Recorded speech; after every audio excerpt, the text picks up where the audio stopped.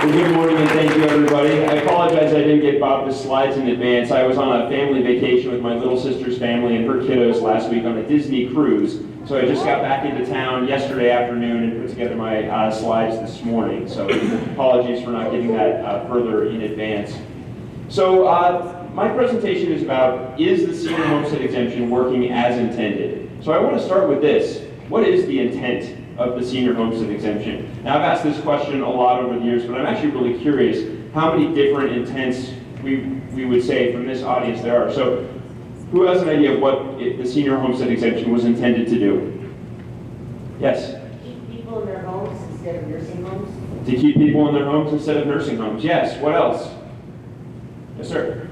A way to refund excess TABOR revenues. A way to refund excess TABOR revenues. Sure, yeah, especially after when we, 2 years ago, we converted the homestead exemption into a TABOR refund mechanism when we're in surplus years. So that could certainly be it. What else? Financially assist seniors. To financially assist seniors, sure. What else? Okay, I mean, you're basically covering what I think we hear about most often when people talk about this. It's about making sure seniors are able to stay in their homes. Instead of having to move into a nursing home or whatever other situation might press them out. Of course, nursing homes are expensive as well, but it is challenging for people to afford homes that they bought, especially as the value goes up over the years, especially as property taxes go up over the years, and seniors are finding themselves on a fixed income trying to pay to stay in a home that once was affordable, especially when they had income, and now, even if the home is paid off, there's no longer a mortgage, they might be struggling to pay for it. So I think that if we're going to analyze whether it's working, I think we have to ask the question about, is it working for whom? How much support does a senior really need to stay in their home? And I think I want to start with a slide that I put together. Now, there are some others who have a little bit more. There we go. Oh, actually, I did want to start with this. I'm sorry. So one of the other questions about the homestead exemption is it sustainable over the long run? If we had a challenge, if we weren't giving enough money to seniors to stay in their homes, one solution would be have the state budget appropriate more money to help seniors stay in their homes. Well, you heard a little bit about TABOR and Gallagher earlier from Bob's presentation. I know Carol will be diving into that stuff a little bit later on. But when TABOR was written, I really don't think there was as much of an analysis on the different age groups, like you just saw in Elizabeth's presentation, saying who are paying taxes and then who are receiving tax benefits out of it. So when we're talking about a fixed limit on state population growth plus inflation, it doesn't really account for those variations in what percentage of the population is in the tax-paying workforce versus not. We also have issues with recessions in the state, as we have in all states. So you can see on this graph, now this is actually a couple years old, so I think some of the numbers on the far right of the screen will have been updated over the years, but they're still generally pretty close. The main point I wanted to show, though, you see those two periods in time where there were 3-year periods where the senior homestead exemption went away entirely. That was done because of state budget constraints. We were at a bad place in our state budget. We didn't have enough money to pay for everything, and there were cuts made to K-12 education, to higher education, to healthcare services. And yes, the senior homestead exemption was zeroed out for 3 years at 2 different blocks of time. Now, we haven't had to do that as that moves into the future, or we haven't had to do that over the last few years, in part because we're part of the longest economic expansion in this country's history right now. It's been a long, gradual expansion of economic growth, but our state budget has been growing, and we are actually in a place where we're giving out TABOR refunds this fiscal year. So we're in good shape compared to where we have been, but that doesn't mean that when the next recession comes that the senior homestead exemption isn't potentially vulnerable to being cut once again. And so that's a critical question to asking, is it working? Is it susceptible to future cuts? All right, so another question about whether the homestead exemption is working as intended is, how is it working and for whom? So I put together this table myself. This is my own math. I used to be an engineer, so my numbers are pretty trustworthy here, I would say. But I broke this down into 3 categories of counties based on where do we have the very highest mill levies in the state, because counties, special districts, and whatnot will often raise their own mill levies to pay for local services. That includes school districts. We have our median area counties and then the lowest mill levy counties. Some of the rural counties in Colorado, as you can see, the mill levy in the far left column here, it varies wildly. It's 4 times as high in some parts of the state as in others. That factor alone drives a significant regional variation across the state in how much money people are getting to help stay in their homes. So in the column, this existing tax credit column here, I probably should have brought a laser pointer. You can see that in some parts of the state, seniors are getting over $800. Is there one on this pointer? Oh my gosh, the technology. There we go. There we go. So in some parts of the state, seniors are getting over $800 a year in a benefit to help them stay in their home. The median is closer to $500, and in some parts of the state, it's as low as $265 that people are getting. Now, arguably, that's appropriate because their taxes they're paying are actually a lot lower too. So this right here, this column, the property tax bill shows what they're required to pay. Now, for each of these 3 regions that I broke down over the state, I also broke down 3 different home values.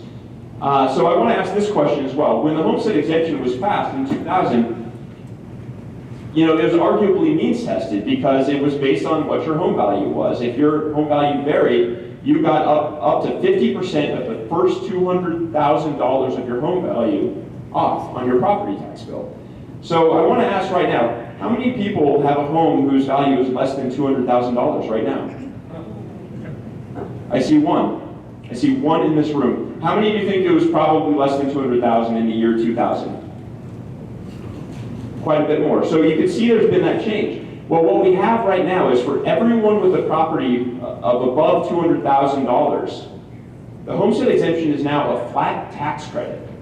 Everyone gets the same credit regardless of your home value. So what that means, and this is where you want to look at the far right column up here, is as a percentage of your home, if you have a $200,000 home, the homestead exemption is paying for half of your property tax bill. So that's a pretty helpful benefit if that's the range you're in. If you have a $300,000 home, it's paying for a third. We also have programs to help increase the supply of affordable housing. Through various state and federal tax credits, we try to build new affordable housing projects, including those for seniors. Lakewood, in my home city, we have a new senior housing project that's gone online not far from Alameda and Wadsworth, which has been much celebrated in the Lakewood community as helping increase the supply of senior housing. I believe those are mostly, if not exclusively, rentals. But it does beg the question, is the senior homestead benefit only for seniors who own? Or are we trying to use this program to help all seniors who own a home? I'm just curious about a show of hands. Who thinks we need to be doing more to help seniors who rent too, whether it's through the homestead or through a different program? Almost the whole room. And so it's, you know, it becomes a policy question of then how we do it. But I think this is just an interesting way of looking at it where we're not doing this, we're not giving this much money to seniors who rent, even if they're paying the equivalent in rent that some other seniors might have to pay in property tax or mortgages. Yes, sir? But you're not giving it to all seniors anyway. I've only lived in Colorado for 5 years. I get no homestead exemption, right? And there are more seniors moving here like me because our families there. So we get nothing. Indeed. So that question was about, we're not giving it to all seniors anyway because there's a 10-year residency requirement in the current homestead exemption. So let's talk about how well that's working. At the beginning of it was kind of the same sentiment that, you know, why are we incentivizing seniors to stay in their home? I think that what I've heard in conversations with seniors is we want people to have options so that when you get to that point in your life, you can choose. If you want to stay in your own home because that's where your social connections are, or that's where your family is, or whatever other reason, or maybe you're young and you don't need those other kinds of services yet. That should be an option. At a certain point in time, though, maybe it makes the most sense for a senior to downsize and move into a different kind of facility if that's their choice, but then they suddenly lose this tax benefit. So the downsizing question or relocating question is one that comes up a lot with the senior homestead exemption because of the 10-year residency requirement. If you move, you lose your benefit entirely until you've caught up to another 10 years of home ownership. So I think that begs the question of, is that the right policy in Colorado? Are we trying to incentivize people to stay in their homes longer? Or is it that we're just trying to figure out a way to make this program fit within a certain budget? Now, I think another interesting question is, when you downsize, if you are in a home and you intend to downsize, and there were a way for us to create a tax credit that follows you into a smaller home, I'm curious, for those of you who have downsized or who are thinking about downsizing, how many of you are thinking about going from a home you own to another smaller home that you own, or a condo or townhome that you own, versus downsizing to a rental property? How many are thinking downsize to another home ownership situation? All right, fair number of people in the room. How many of you would downsize from a home you own into a rental property?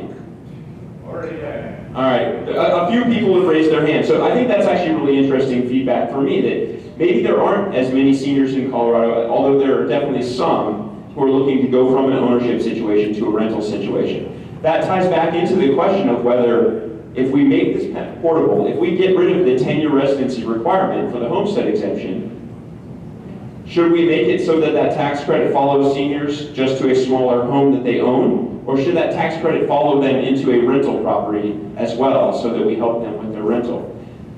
These are the challenging questions that we face if we're talking about making any changes to this program in future years. I don't know where I am on time, Bob. I have 5 minutes, so let me just take a quick look at my notes. I think we've covered most of what I'm talking about. So I think, just to wrap up, and then we'll spend the last few minutes on questions. I think that if we want to ask the question of whether the homestead exemption is working, there are some ways that it is working and some ways that it isn't. It is giving some benefit to seniors who have owned their home for at least 10 years. It's giving more in some parts of the state than others. It's giving the same amount to everyone regardless of whether their home value is $200,000 or $500,000. It's giving the same amount to every senior regardless of income. And because of the 10-year residency requirement, you can't downsize and take your benefit with you. So it seems that there are a lot of things we could do to make this program work better, but it always comes down to the dollars. Who's getting the benefit, who's not getting the benefit, and how do we make sure this is sustainable over the long run? Yes, sir? If you make changes to the homestead exemption, will it result in more or less money to the state? The gentleman asked the question, if we make changes, will it result in more or less money to the state? I think the answer to that question is, it depends on what changes we make. I don't think that anyone is trying to make this program give more money to the state. But one of the conversations that has been present around the homestead exemption, particularly 5 or 10 years ago when it was taking up an increasing share of the state budget, is this cutting into our funding for K-12, which we've also been underfunding for a long time. So I think there are bigger conversations we need to have about solving our state revenue problems. But I think that the way I've envisioned fixing this is spend about the same amount of state money on this over the years, but distribute it in a way that gives more help to lower income seniors. Yes, ma'am? Did Elizabeth tell us that 95% of the state budget is aging budget? Is that right? No. No, I thought that was a lie. Okay, but the homestead exemption is 8% of the aging budget. Is that right, Jim? Yeah, that's about right. Okay, so this means 8% of how much of the state budget? That's a good question. I might defer to Bob's slides on this because Bob was the one who broke down the pie chart on the aging budget. Do you have that? So what was the question? What's the total aging budget and how much of that is the senior homestead exemption? I don't have a number. But how much of the aging budget is state budget? How much of the aging budget is the state budget? That's your question. It's approximately,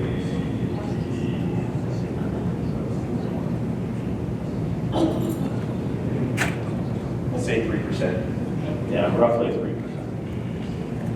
Yeah, but a big chunk of that, a huge chunk of that is Medicaid. The aging budget? Yeah. A significant chunk is Medicaid. Like most of it, actually. Representative Beckman, hi, good to see you. You want the mic?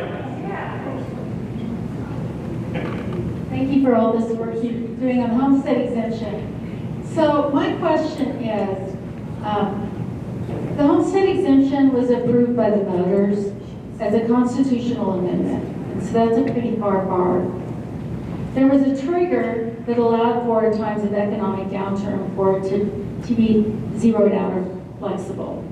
Is there any thought of, as we move forward in changing this homestead exemption, that it would be appropriate to come back to the voters to see if their intent of giving minimal tax relief to seniors who have been in Colorado a long time is still there? Because it seems like we're kind of manipulating what the voters have actually requested that we do.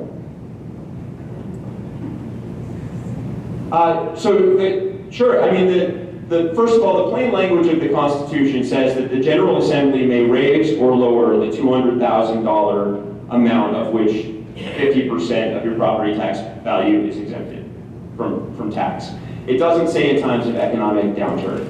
So I think that as we examine the constitutionality of making changes to the homestead exemption, there are things we can do and things we cannot do. We cannot change the structure of the current homestead benefit because it is built into the Constitution. What we could do if we wanted to was we could lower that $200,000 amount to zero, as was done in those 2 times in the past where they cut it because of the recession, and replace it with a new program that's in the state statute. So that's something that we know we can do under, we can legally do that through the legislature.